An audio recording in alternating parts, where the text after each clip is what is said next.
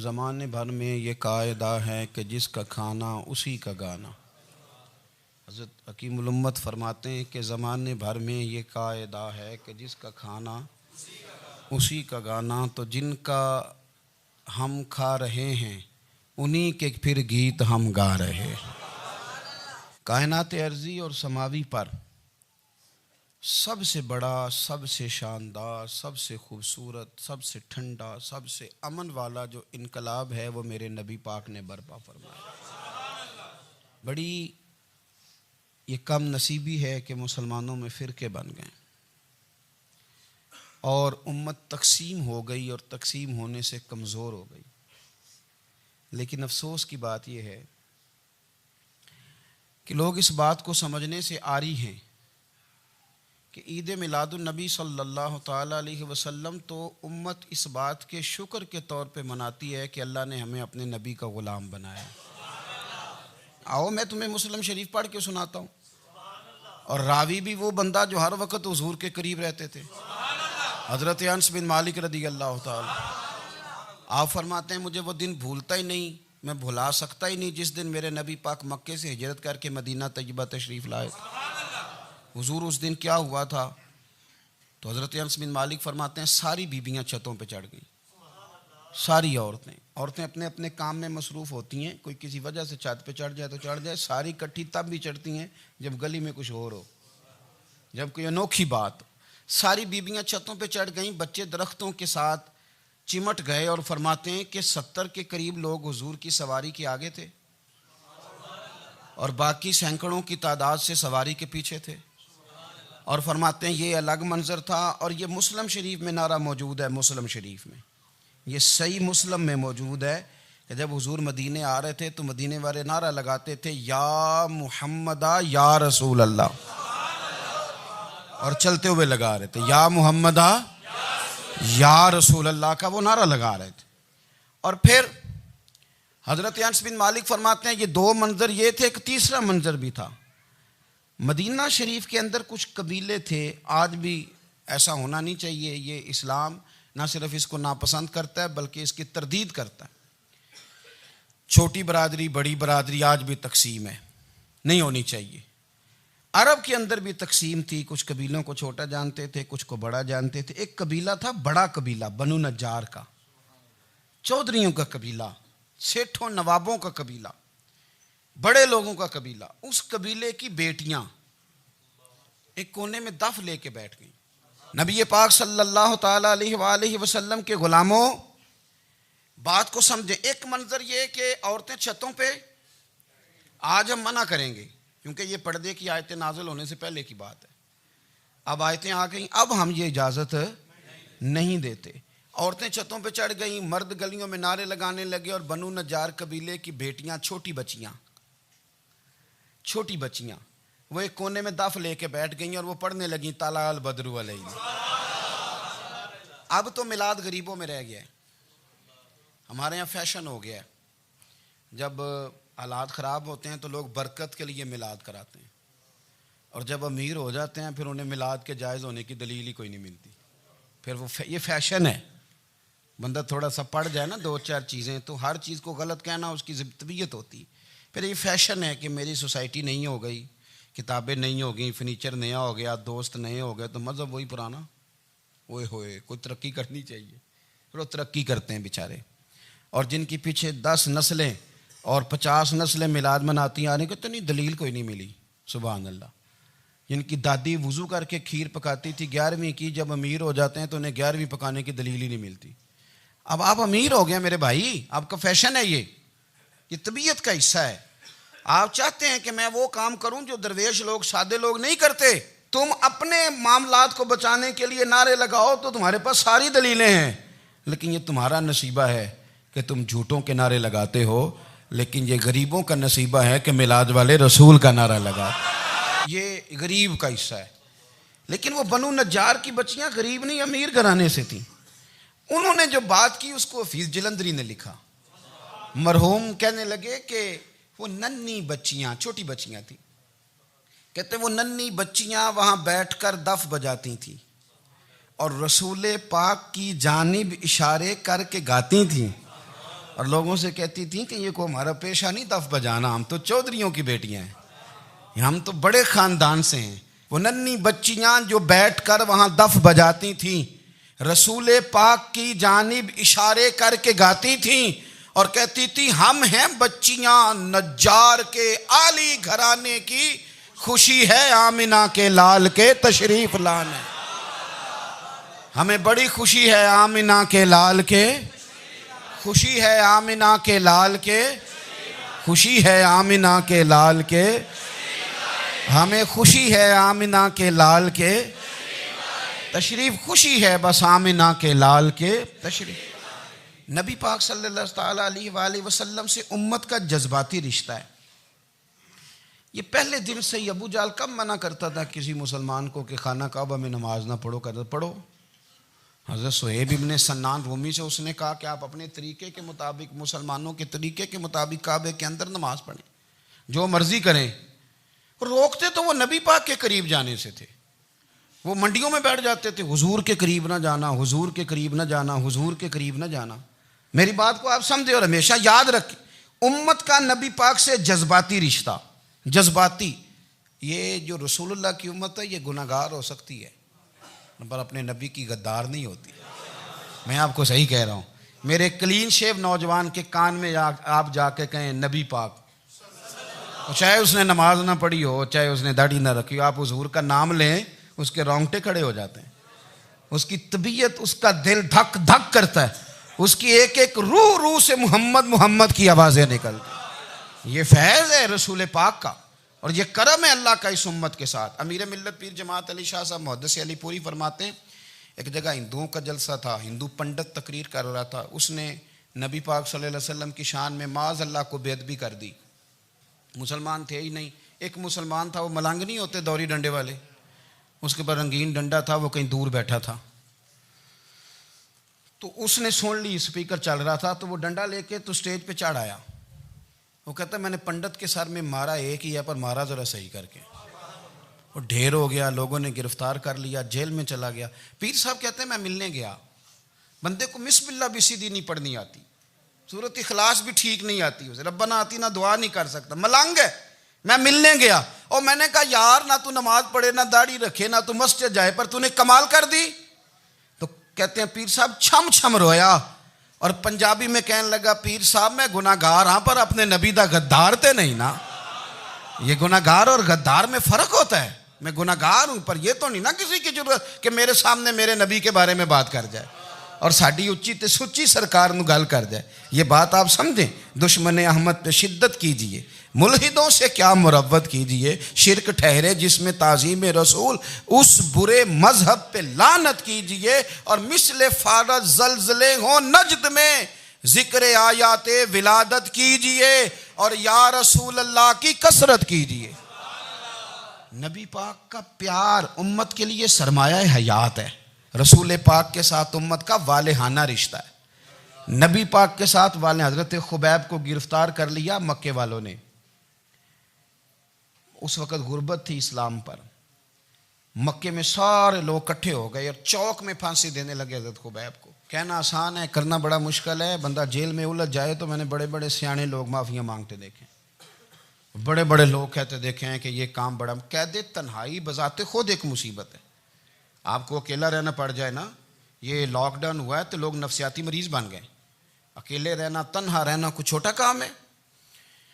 حضرت خبیب اکیلے اور مکے کا دور اور چاروں جانب کافر، اور چوک میں جب پھانسی پہ لٹکایا جانے لگا تو ابو سفیان بولے اور بول کے کہنے لگے یار بندہ کوئی کام کر کے بڑا پچھتاتا بھی ہے کہ یار نتیجہ کیا نکلا، تو معاذ اللہ آپ کا بھی نتیجہ تو پھانسی ہے، تو آپ کا کیا خیال ہے؟ یہ آپ یقین کریں کہ لوگ صحیح صحیح ساتھ چلتے ہیں، تھوڑی سی دشواری اٹھانی پڑ جائے تو کہتے ہیں میں گاڑی ٹھیک تھا، پر انہی پتھروں پہ چل کے اگر آ سکو تو آؤ، میرے گھر کے راستے میں کوئی کہکشاں نہیں ہے۔ لوگ نا میٹھا میٹھا کھانا چاہتے ہیں، تھوڑا کڑوا آ جائے تو مصیبت بن جاتی ہے۔ کہتے ہیں سارے فلانے سے پیار کریں گے تو میں کروں گا، سارے مخالفت بھی کریں گے تو ہم انشاءاللہ پیار ہی کریں گے۔ یہ کیا بات ہوئی کہ ہم زمانے کا رنگ دیکھ کے چلیں گے؟ اب بعض لوگ پچھتا رہے ہوتے ہیں، حضرت خبیب سے کہا ابو سفیان نے ابھی کلمہ نہیں پڑھتے تھے, کہنے لگے تو اس وقت پھانسی پہ لٹک رہا ہے اور تیرے نبی مدینے میں اور آرام میں, اور ان کے صحابہ آرام میں, اہل بیت گھر میں. تیرے ذہن میں اگر اس وقت یہ بات ہو کہ اس وقت تیری جگہ پہ وہ ہوتے معاذ اللہ, تو پھر کیا ہوتا؟ مجمع غیروں کا, علاقہ غیروں کا. یہ ٹائم آیا تھا اب نعرہ رسالت لگانے کا. اب ٹائم آیا حضرت خبیب نے نعرہ رسالت لگانا ہے, پر لگانا کس طرح ہے کہ کافر یاد رکھیں.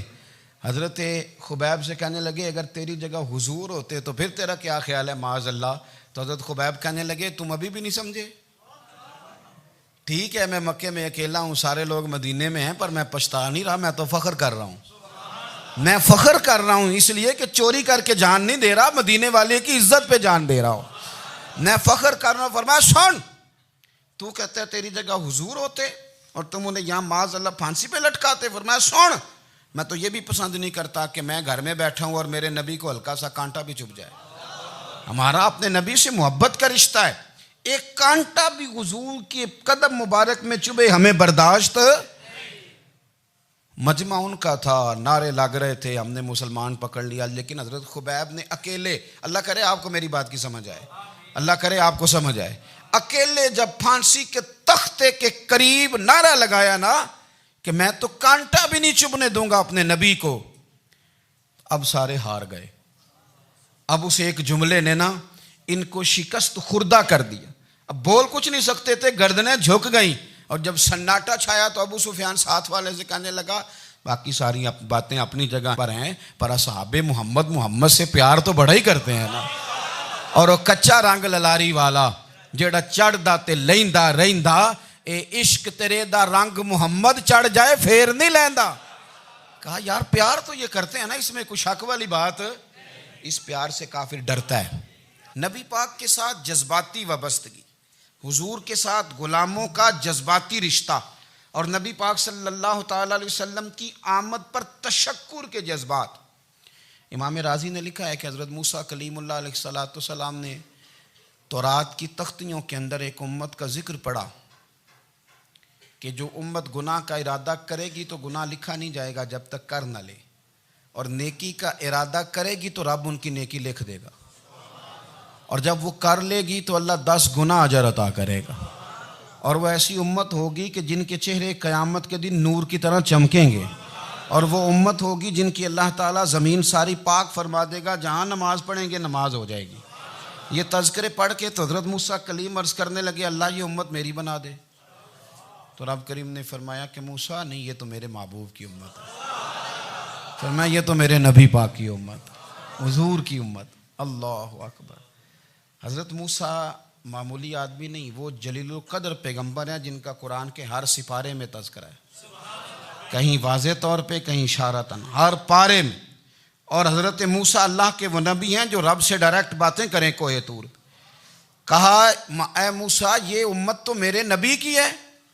تو حضرت موسیٰ علیہ السلام عرض کرتے ہیں, امام رازی نے لکھا ہے, کہتے ہیں اے اللہ پھر مجھے اپنی نبی کی امت میں شامل کر. او یار ہمیں لوگ کہتے ہیں میلاد نہ مناؤ, جس امت میں آنے کے لیے حضرت موسیٰ نے دعا مانگی, جس محبوب کی غلامی کے لیے, ہمیں تو دعا بھی کوئی نہیں مانگنی پڑی, اللہ نے فضل سے ہی مدینے والے کا غلام بنا دیا. تو ہم حضور کے تذکرے نہ کریں, ہم تشکر نہ کریں, ہم نبی پاک صلی اللہ تعالی وسلم کی نعت نہ پڑھیں, ہم حضور کے آنے پر جشن کا اظہار نہ کریں. ہر وہ جائز طریقہ جس سے اظہار خوشی ہو سکے وہ میلاد پہ کرنا چاہیے, اور اس کے لیے اسباب بنانے چاہیے. امت کا ایک جذباتی انداز ہونا چاہیے نبی پاک کے ساتھ, ایک وارفتگی, ایک ذوق, ایک طبیعت کے اندر وجدان. نعرہ مطلب اس طرح نہ ہو کہ بس چل رہا ہے کام. میں نہیں ہوں قائل, میں کہتا ہوں پہلے تو کوئی لگائے نہ, اور پھر نعرہ جب لگتا تھا نا تو مسلمانوں کے یہاں نعرہ لگتا تھا تو بڑے بڑے لوگ کانپ جاتے تھے. صوفیاء نے لکھا ہے کہ حضرت عمر نے جب کلمہ پڑھا نا تو 39 بندے کلمہ پڑھتے تھے. تو نبی پاک نے رات کو دعا مانگی, اے اللہ عمر کو مسلمان کر کے اسلام کو عزت دے. حضرت عمر سویرے آ گئے, میں وہ تفصیل میں نہیں جاتا, بات لمبی. حضرت عمر جب آئے نا اور انہوں نے آتے جب کہا نا کہ میں کلمہ پڑھنے آیا ہوں, تو حضور اتنے راضی ہوئے کہ نبی پاک نے کہا اللہ اکبر. تو صحابہ نے نعرے لگائے اللہ اکبر اللہ اکبر، یعنی 40 لوگ مسلمان ہوئے تو نعرے لگے ہمارے صوفیاء کہتے ہیں حضرت عمر کے آنے پر جب نعرے لگے تو بتاؤ کہ وہ تو نعرہ تکبیر لگا، نعرہ رسالت کیوں نہیں لگا؟ تو کہتے ہیں گویا ہمیں حضور نے یہ سمجھایا ہے، حضور کے اشاروں نے سمجھایا ہے کہ میں اب اپنے نعرے خود تو نہیں نہ لگاؤں گا، میں نے تو اللہ اکبر کہہ دیا، عمر آ گیا ہے میرے نعرے لگاتا رہے گا، اب نعرے لگیں گے۔ حضرت عمر نے پہلے دن ہی کہا کہ حضور آپ سچے رسول ہیں تو چھپ چھپ کے نماز کیوں پڑھیں؟ شروع ہو گئے نعرے، حضور آپ سچے ہیں تو چھپ چھپ کے نماز کا کیا معنی ہو؟ تو حضور نے فرمایا تیرا کیا ارادہ ہے؟ حضور سارے نہیں، ایک میں ایک امیر حمزہ، ایک لائن کے آگے وہ لگ جائے، ایک کے آگے میں لگ جاؤں، اور باقی مسلمان جتنے ہیں کل 40 تھے، پیچھے 18 19 بچیں گے، تو ایک لائن میں وہ ہو جائیں، ایک میں آگے ایک میں امیر حمزہ ہو، ایک میں ہوں، تو دیکھ لیتے ہیں یہ ہمیں نماز کیسے نہیں پڑھنے دیتے۔ ہاں دیکھ لیتے ہیں، آئے نا میدان میں، ادھر آ ستمگر ہنر آزمائیں تو تیر آزما ہم جگر آزمائیں، اور غلامان محمد جان دینے سے نہیں ڈرتے، یہ سر کٹ جائے یہاں رہ جائے کچھ پرواہ نہیں کرتے۔ فرمایا بھی پتہ چل جاتا ہے نا، ایک لائن میں حضرت امیر حمزہ ہو گئے، ایک میں حضرت عمر ہو گئے۔ پہلے یہ مارتے تھے جو حرم شریف میں مسلمانوں کے طریقے پہ نماز پڑھتا تھا، یہ جلوسوں کی بڑی برکت ہے، اندر بیٹھے رہے نا چپ کر کے، نکل جائیں تو پتہ کچھ بھی نہیں چلتا۔ جب نکلتے ہیں لوگ کہتے ہیں جلوس کیا معنی ہے، تو میں بتاتا ہوں نا جلوس کا معنی کیا ہے۔ حضرت عمر نے باہر نکلے 2 لائنوں کا جلوس، لمبا بھی کوئی نہیں، بندے بھی 40، اور جناب فاروق اعظم باہر نکلے تو عمر کا نعرہ، عمر کا، حضرت عمر نے یوں کر کے آستینیں بازو کی چڑھا لیں، اور اپنے گلے میں جو ان کے رومال تھا نا اس کو یوں سینے پہ باندھا، اور اس ہاتھ میں تلوار تھی تو یوں کر کے باہر لہرائی، کہنے لگے او مکے کے کافرو ادھر آؤ میرے سامنے، جس نے اپنی بیوی بیوہ کرانی ہو، جس نے بچے یتیم کرانے ہوں، وہ آئے میدان میں، مصطفیٰ کے غلام آج سڑکوں پہ نکل آئے میدان میں ہمارے سامنے ہمارا مقابلہ کرے، آئے نا میدان میں، ہم نکلے ہیں، اب ہم یہاں کعبے میں اعلانیہ نماز پڑھیں گے، ہم پڑھیں گے، طاقت ہے تو آؤ نا ہمارا مقابلہ کرو، آؤ۔ کفر بذات خود بہت بڑا جھوٹ ہے، اور جھوٹ کے پیر، بس 2 بندے نکلے تلواریں لے کے آگے، تو پھر حضرت عمر نے اعلانیہ نماز پڑھوائی خانہ کعبہ۔ تو میرے بھائی رسول اللہ صلی اللہ علیہ وسلم کے غلام تو جب نعرہ لگاتے تھے تو ہو ہی کمال جاتا تھا۔ پھر بریلی کے امام بولے، کہنے لگے پیش حق مجدہ شفاعت کا سناتے جائیں، حضور قیامت کے دن آگے نا ہمارے آگے خوشخبری دیں گے، کہیں گے تم فکر نہ کرو، آ جاؤ میں تمہیں بخشواتا ہوں، میں تمہاری سفارش، آ جاؤ پیچھے۔ حضور نہ پیش حق مجدہ شفاعت کا سناتے جائیں گے۔ یقین کریں بریلی کے امام کو بھی بڑا ہی رنگ آتا ہے بیان کرنے کا، کہنے لگے آپ روتے جائیں گے، اللہ کو منانا ہے نا حضور نے، کہتے ہیں پیش حق مجدہ شفاعت کا سناتے جائیں گے، آپ روتے جائیں گے پر ہم کو ہنساتے جائیں گے، باغ جنت میں محمد مسکراتے جائیں گے، پھول رحمت کے گریں گے ہم اٹھاتے جائیں گے، اور حشر میں ہوگا ہمارا داخلہ اس شان سے ہم یا رسول اللہ کا نعرہ لگاتے جائیں، ہم یا رسول اللہ کا نعرہ۔ امام راضی کہتے ہیں حضور نے ایک رکا پکڑا چھوٹا سا، ایک بندے کو لوگ دوزخ میں لے کے جا رہے ہیں۔ اچھا مجھے ایک بات بتاؤ، فیصلہ پہلے ہو گیا ہے، اللہ کے سامنے ہوا ہے، اور فیصلہ ہو گیا اور طے ہو گیا کہ دوزخ میں جانا ہے، وہ قریب پہنچ گئے دوزخ کے، تو حضور نے دیکھ لیا، اور بتایا کس نے؟ حضرت آدم نے۔ حضرت آدم کہنے لگے حضور وہ آپ کے غلام کو دوزخ میں لے جا رہے ہیں۔ نبی پاک آگے گئے، کیا پڑھتے ہیں ہمارے بھائی؟ حضور نے مجھے ان سے چھڑا کے چھوڑ دیا۔ نبی پاک صلی اللہ علیہ وسلم آگے گئے، فرمایا ادھر آؤ، کہاں لے کے جا رہے ہو؟ اللہ کے سامنے فیصلہ ہوا ہے نا، فرشتوں نے کیا ہے نا، فرشتے کو کسی سے بددیانتی تو نہیں نہ کرتے، فرشتوں نے جو کیا ٹھیک کیا ہے نا، کیوں لے کے جا رہے ہو؟ سونے گناہ زیادہ ہیں، نیکیاں تھوڑی ہیں، فرمایا میرے سامنے تولو۔ کسی فرشتے نے نہیں کہا کہ سونے ہم معاذ اللہ ہم کو بے ایمان ہے، ہماری کوئی سے زد چل ساڈا کو بننا سان جائے دے نال، بھائی میرا مطلب ہے صحیح تولا ہے، فیصلہ ہے، فرمایا دوبارہ تولو۔ گویا رب بھی فرماتا ہے جیسے میرا محبوب کہتا ہے ویسے ہی کر، اور کوئی نہیں دوبارہ تول لو، کوئی حرج نہیں، تولو نہ دوبارہ۔ فرشتے دوبارہ آئیں گے، انہوں نے دوبارہ تولا، ایک پلڑے میں نیکیاں ایک پلڑے میں گناہ۔ اب وہ گناہ پھر زیادہ نکلے تو نبی پاک نے نا جیب سے اتنا سا روکا نکالا، روکے کا بھی کوئی وزن ہوتا ہے، وہ حضور نے نیکیوں کے پلڑے میں رکھ دیا، نیکیاں بڑھ گئیں۔ فرشتے بھی چپ کر گئے. چلو بھائی جنت میں. میری طرح کا تھا نا پتہ سارا ہے سردار نو کیتی ہے, پتہ تو تھا نا اسے من آنم کے من دانم, تو سیدھا حضور کے قدموں سے جا لگا. کہنے لگا سونیا میں تو ساری زندگی گناہ کرتا رہا, یہ کون سی نیکی ہے؟ تو حضور فرمانے لگے چپ کر, جنت کا دروازہ کھول گیا, تو جا جنت میں. حضور رکے میں کیا ہے؟ فرمایا تو نے ایک دن درود و سلام نہیں پڑھا تھا, میں نے تیرا سنبھال کے رکھا ہوا تیرا درود شریف, وہ نعرے رسالت نہیں تو نے لگائے تھے, وہ تو کھول کے میرے تذکرے میں نے تیرا سنبھال لیا. دوزخ میں تو کیا میرا سایہ نہ جائے, کیونکہ رسول پاک سے دیکھا نہ جائے. میرے رسول پاک اور میری بات سنو, میں بھی آپ کو کھانا نہیں کھلاتا, لنگر میرے سنگی کھلاتے ہیں, میرے دوست آپ کو کھانا پیش کرتے ہیں. ہر جگہ آپ جاتے ہیں تو وہاں کچھ لوگوں کی ڈیوٹی ہوتی ہے. لیکن ترمذی شریف سیاستہ کی حدیث ہے, حضرت انس نے پوچھا تھا حضور قیامت میں کہاں ملیں گے؟ فرمایا حوض کوثر پہ. حضور وہاں انس پانی پلائیں گے کہ بلال پلائیں گے کہ سہیب پلائیں گے؟ فرمایا نہیں, امت پیاسی آئے گی تو میں اپنے دست مبارک سے پانی پلاؤں. حضور وہاں نہ ملے تو فرمایا پل صراط پہ آنا, امت گزرے گی تو میں رب سلیم کی دعائیں کروں گا. تو اعلیٰ حضرت فرماتے ہیں جب حضور دعا کر رہے ہیں تو ڈرنے کی ضرورت کیا ہے؟ خدا کی رضا چاہتے ہیں دو عالم, خدا چاہتا ہے رضائے محمد, رضا اب پل سے وجد کرتے گزری کہ ہے رب سلم دعائے محمد صلی اللہ ہو. تو حضور وہاں ملاقات نہ ہوئی تو پھر اس حدیث کو بھی یہ حدیث مضبوط کر دے گی. حضور فرمانے لگے پھر میزان عمل پہ آ جانا, امت کے عمل تول رہے ہوں گے اور میں کامیابی کی دعائیں مانگ رہا ہوں گا. تو جس کے لیے حضور دعا مانگیں گے ناکام ہوگا, ناکام ہوگا. اپنے بچوں کو حضور کی محبت سکھائیں, نبی پاک صلی اللہ علیہ وسلم کی غلامی کریں.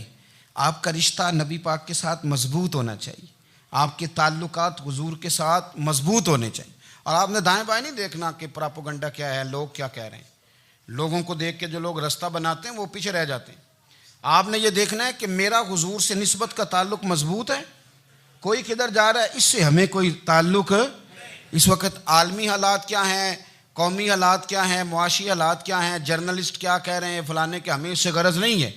ہمیں تو اتنا پتہ ہے کہ ہم نے اپنے نبی کو راضی کرنا ہے. تو اس لیے خوبصورت محافل کا ذکر کریں, خوبصورت درود شریف پڑھیں.